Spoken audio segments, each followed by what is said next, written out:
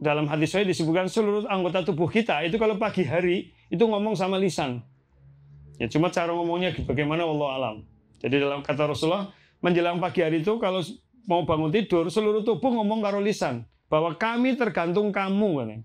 Bapak Ibu yang dirahmati Allah, ngaji kali ini kita bahas yang ringan tentang 4 hal yang bisa menyebabkan kita mulia tapi juga bisa menyusahkan kita atau bisa menjerumuskan kita pada kemurkaan Allah Ta'ala. Ada 4 hal. Ya, gimana? Ya. Ini hadiahnya nih, udah siap. Yang ini Bu Cucu nanti supaya mandinya rajin.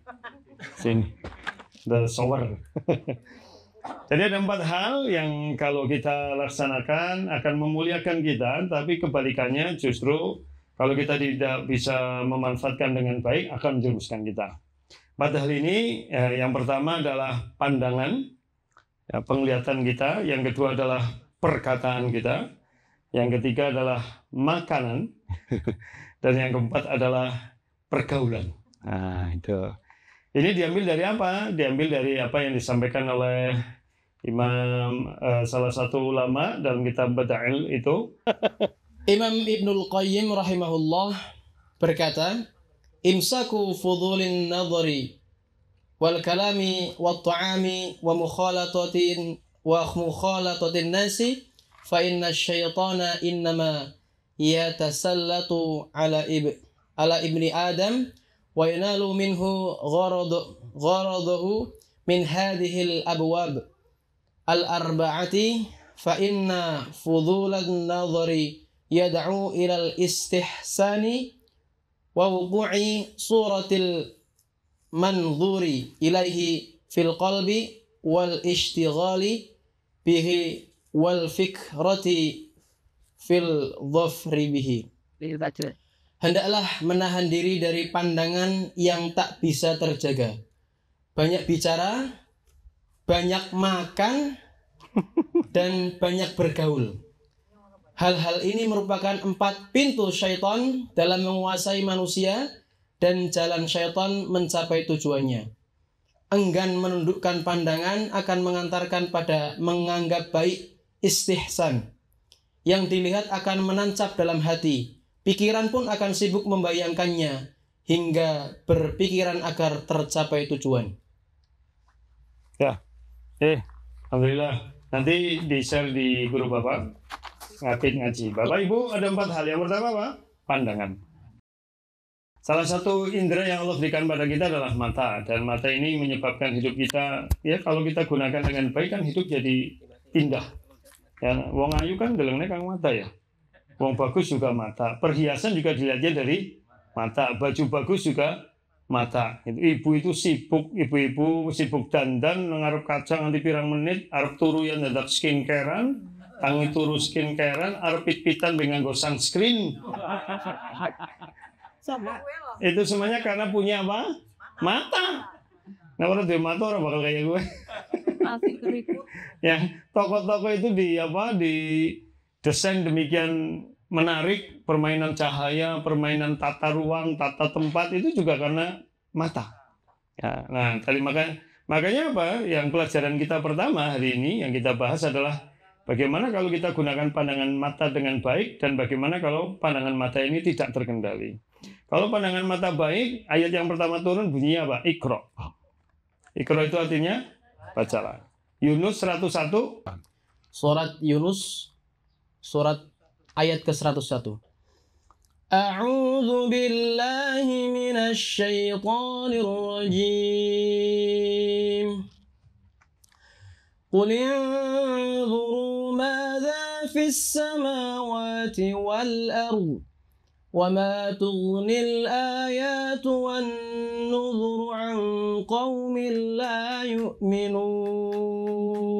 Ya, terjemahnya. Katakanlah, perhatikanlah apa yang ada di langit dan di bumi.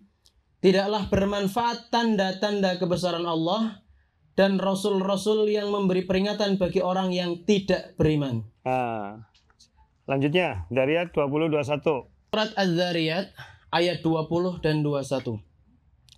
A'udzu billahi minasy syaithanir rajim. وفي الأرض آيات للموقنين وفي أنفسكم أفلا تبصرون. Ya, terjemahnya. Artinya, dan di bumi terdapat tanda-tanda kebesaran Allah bagi orang-orang yang yakin, dan juga pada dirimu sendiri, maka apakah kamu tidak memperhatikan? Ya, surat Al-Ghasyiyah. Ayat berapa, Ustaz? Afala yanzuruna ilal ibil. Apalah, udah. Al-Ghasyiyah. Juz 30. Fala yanzuruna ilal ibil kaifa khuliqat wa ila samai kaifa rufi'at. Kenapa dilewatkan, Mas? Ayat ya. Saya berapa sih yang dead? Afala yanzuruna ilal ibil, kan Al-Ghasyiyah ya? Ya. Ada? Ya. Ayat berapa selalu? Ayatnya ayat berapa? Afala yanzuruna ilal ibli kaifa khuliqat wa ila samai kaifa rufi'at. Al-Ghasyiyah kan? Iya. A'udzu billahi minasyaitonir rajim. Ayat berapa, Mas? Kita baca Al-Ghasyiyah ayat 17. 17, 18, 19, 20. Sampai 20. Afala yanzuruna ilal ibli kaifa khuliqat wa ilas samai kaifa rufi'at wa ilal jibali kaifa nusibat wa ilal ardi kaifa sutihat. Artinya, maka tidaklah mereka memperhatikan unta bagaimana diciptakan, dan langit bagaimana ditinggikan, dan gunung-gunung bagaimana ditegakkan, dan bumi bagaimana dihamparkan. Ya, baik Bapak Ibu, semua ayat itu menggunakan pandangan nggak? Iya. Pandangan. Jadi pandangan itu sangat penting untuk apa? Untuk menambah keagungan kita akan kemahabesaran Allah. Maksudnya menambah keimanan kita. Termasuk teknologi pengetahuan diperoleh juga melalui kelihatan.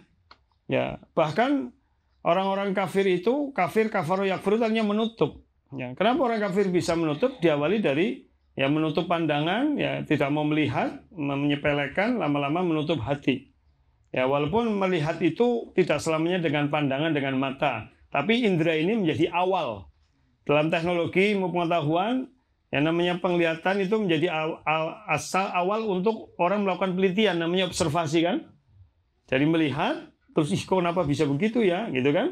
Kemudian diteliti, hanya menghasilkan ilmu pengetahuan. Ilmu ekonomi, sosial, budaya, semuanya melihat diawali dengan penglihatan. Pandangan yang baik, kemudian direnungkan, jadilah ilmu. Dan bermanfaat bagi kita. Adanya, saya pernah berpikir gini, dulu itu ketika belum ketemu pesawat terbang, orang melihat apa? Capung, burung, ya kan? Dan dalam sejarah penciptaan pesawat terbang kan ternyata semuanya percobaan, ada yang pakai sayap tuh, jatuh sampai meninggal, ada yang pakai sayap terus pakai roda itu, ya yang jadi akhirnya ketemu. Nah, itu semuanya diawali dengan apa? Melihat. Gitu. Jadi kalau pandangan ini baik, insya Allah akan melahirkan sesuatu yang baik, gitu ya. Tadi ayat-ayatnya semuanya dengan bicara tentang apa? Pandangan. Dari apa? Unduru madza fis samawati wal ardh. Perhatikan apa yang ada di langit dan di bumi. Mata kita melihat fenomena alam, jadi kemudian tambah iman, gitu ya. Kemudian wafil ardi ayatul lil mukminin, di bumi terdapat tanda-tanda bagi orang yang meyakini. Wafi anfusikum afala tubsirun, melihat awak badan kita sendiri, di dalam diri kita itu banyak banget tanda-tanda kekuasaan Allah. Termasuk Allah menyindir secara langsung bagaimana unta itu diciptakan, apa kamu nggak melihat? Bagaimana bumi dihamparkan, bagaimana gunung-gunung ditancapkan. Ya, luar biasa. Jadi pandangan itu sangat penting, karena dengan pandangan kita memperoleh pengetahuan kita semakin agung kepada Allah Ta'ala. Tapi sisi lain, pandangan itu bisa menyebabkan apa, kata beliau tadi, kata Imam Ibnul Qayyim, memang pertama pandangan itu kadang-kadang istihsan, kelihatan baik. Tapi lama-lama setan muncul, yang dari kelihatan baik muncul iri dengki gitu. Kadang-kadang itu, kayak wong apik temen ya gitu, katanya wongnya bagus temen, tapi engko terus entute mampu kayaknya kayak gitu. Rasani gitu ya gitu. Kayak umay apik temen kan, mata melihat tuh. Tapi biasanya buntut-buntutnya iri. kangen di kayak ya ujarku ngerti gajinya sepira lah. Wah, gitu kan. Gitu kan. Itu diawali dari apa? Mata itu. Ibu-ibu juga begitu. Ada yang lihat orang pakai kerudung bagus. Ih, kerudungnya apik banget ya. Sayang sing nganggo kae ora pas banget raya gitu. Saya betul. Jadi nggak nyosing nganggo mungkin lah. Itu pandangan. Jadi itu namanya pandangan kedengkian. Jadi makanya ngeri sekali. Termasuk yang namanya orang itu kan sawang sinawang. Saya sudah pernah sampaikan berkali-kali. Apa yang dilihat belum tentu adanya. Ya kan? Wong wadon ki anggere metu ayu-ayu iki nang omah mbubuan piye. Ya, jangan-jangan metu netok gitu kan. Ya, belum tentu, paham nggih? Iya, gue. Apa mending sing metune orang gendah. Nang omah kayak ngapa? Inilah pertama, hati-hati dengan apa? Pandangan ya, termasuk kalau hubungannya dengan apa namanya? Dengan keduniaan, pandangan menyebabkan iri dengki. Kalau salah menempatkan diri. Karena melihat tapi buntutnya nanti malah yang lainnya. Ya, pandangan juga bisa menyebabkan apa? Terjadi hal-hal yang tidak diinginkan. Makanya di dalam Al-Quran banyak sekali dalil-dalil yang kaitannya dengan waqul lil mu'minina yaghudduna min absarihim. Katakan pada laki-laki yang beriman, jaga pandangannya. Wanita juga begitu, supaya lil mu'minat yaghudduna min absarihinna. Katakan pada wanita-wanita yang beriman, hendaklah bisa menjaga pandangannya gitu. Jadi pandangan itu harus dijaga dari siapapun, dari apapun ya. Dan kita harus bisa memanage dengan baik. Itu yang pertama. Yang kedua apa? Perkataan. Wah, kalau perkataan ini kita sudah tahu. Ya, pertama, perkataan bisa mendekatkan diri kita kepada Allah. Karena perkataan ini dzikir dengan ucapan, baca Quran juga dengan ucapan ya. Terus apa? Menyampaikan ilmu juga dengan ucapan, menyampaikan ketidaktahuan, bertanya juga dengan ucapan itu. Jadi ucapan-ucapan ini bahkan Rasulullah SAW pernah mengatakan bahwa man kana yu'minu billahi wal yawmil akhir falyaqul khairan. Bahwa tanda orang beriman kepada Allah dan hari akhir itu ucapannya baik. Itu ucapannya baik. Jadi ucapan baik menjadikan tanda kita beriman kepada Allah dan Rasulnya. Jadi Allah sudah memberikan banyak keutamaan lah. Kan saya pernah sampaikan berkali-kali. Hasil penelitian tapi di Amerika bukan di Indonesia. Jadi kalau di Amerika itu laki-laki rata-rata ngomong sehari 6.000 kata. Sementara perempuannya 18.000 kata. Tuh, jadi dari kira-kira dari sekian ribu kata itu mana yang baik sih gitu. Lipat. Yang kadang-kadang kita zikir bersolat cepet banget itu. Jadi ucapan itu bisa mendekatkan diri kita kepada Allah. Kita punya masalah bermunajat juga dengan lisan kita ya. Nah, tapi kebalikannya, nah ini ketika kita kemudian tidak bisa menjaga lisan, ternyata dosa lisan juga paling banyak. Ya, yang membuat orang tersinggung diantaranya apa? Ucapan. Padahal bisa jadi kita nggak bertujuan menyinggung, tapi ada yang tersinggung, itu kan. Makanya kalau pepatah di Arab kan al-lisanu kas-sayf itu ya. Lisan itu seperti pedang, cuma bedanya kalau lisan menggoresnya hati. Kalau pedang menggores tubuh, namanya tubuh bisa sembuh, walaupun itu pun masih ada belangnya. Sementara hati kalau sudah tergores, waduh, sakitnya di mana Bu? Dan kalau sudah sakit minta maaf, mau bertahun-tahun masih kemutan udah Bu? Kemutan. Apalagi kata Ustaz Dasar Latif itu wanita itu ahli sejarah, karena kesalahan suami itu teringat terus. Jadi buat senjata. Bukan pengacara dari kesalahan buat senjata. Jadi hati-hati dengan ucapan. Ucapan juga bisa membuat orang termotivasi, ya kan? Tapi sisi lain juga ucapan bisa membuat orang down, membuat orang apa? Yang tadinya semangat terus diecek jadi ya melerek, itu bisa juga. Kayak ucapan bisa menjadikan kita mulia. Ya, dengan ucapan kita bisa menjadi apa? Mulia. Kebalikannya dengan ucapan juga kita bisa menjadi hina. Karena orang itu diantaranya dilihat dari ucapannya, dari perbuatannya, ya. Dan bicara tentang sidqul kalam, ucapan yang benar sudah banyak lah. Salah satu bukan salah satu dalil-dalil dari Quran dan As-Sunnah, ya. Dan dulu udah pernah muncul di Ngapak gitu. Bapak Ibu bisa buka di Ngapak yang sidqul kalam. Yang sidqul kalam itu apa? Benar ucapannya, ya itu. Jadi mangkan yu'minu billahi wal yawmil akhir falyaqul khairan itu. Barang siapa beriman kepada Allah dan hari akhir, ucapkanlah kalimat yang baik. Termasuk dalam hadis sahih disebutkan seluruh anggota tubuh kita itu kalau pagi hari itu ngomong sama lisan. Ya cuma cara ngomongnya bagaimana wallahu alam. Jadi dalam kata Rasulullah menjelang pagi hari itu kalau mau bangun tidur seluruh tubuh ngomong karo lisan bahwa kami tergantung kamu kan. Nek kowe lurus kita enak kabeh. Nek kowe menceng kita kena akibatnya. Itu ya. Jadi memang ya bahkan salah satu tanda orang dekat dengan Allah ya itu adalah hati yang mudah teringat dengan Allah dan juga lisan yang kemudian sedikit bicara. Ya, artinya sedikit bicara dari hal-hal yang tidak baik. Banyak banget sebenarnya dulu udah pernah saya sampaikan gitu ya dalil-dalil tentang ucapan itu ya tentang jadi imsakul kalam gitu ya. Jadi menjaga ucapan itu ya. Ini yang kedua perkataan. Jadi perkataan bisa meningkatkan derajat kita, tapi perkataan juga bisa menjatuhkan omongan kita. Kita lihat tuh banyak pejabat yang jatuh gara-gara salah Iya, dan siki orang kurang ngomong, nulis juga gue. Iya. Malah ngomong saya nggak nyebut lah itu. Nulis saja ya itu bisa karena apalagi nulis jejak digital ya, gak hilang. Kalau omongan sih bisa nggak terekam hilang, kecuali terekam itu, walaupun terekam sama malaikat gitu. Tapi kalau udah nulis bahaya banget itu karena bisa menjatuhkan kita kapanpun ya. Makanya Bapak Ibu yang dirahmati Allah, yang kedua jaga lisan kita dengan baik. Dengan lisan, mari kita gunakan sudah umur kayak gini ya banyak zikir saja ya apa-apa ya astagfirullah, perbanyak istighfar. Saya sudah pernah sampaikan dulu salah satu fadilah istighfar itu di samping Allah mengampuni juga melapangkan rezeki, menenteramkan hati. Sudah pernah saya sampaikan dulu hadis-hadisnya. Jadi baca banyak Quran, baca Al-Quran banyak gitu. Bar subuh karo bar maghrib lah. Lumayan rong lembar kan wis syukur bisa setengah juz gitu loh. Syukur. Tapi kan nek sing tua-tua tak ini bisa sejus. Wis ngapa maning? Nek sing muda kan ngurusi anak. Siap-siap sekolah, masak apa gitu kan. Kayak istri saya kan gitu, kalau pagi-pagi siapna bekal sekolah. Tunggu bocah sing duwe bayi cilik sing nyong. Sing duwe sing 4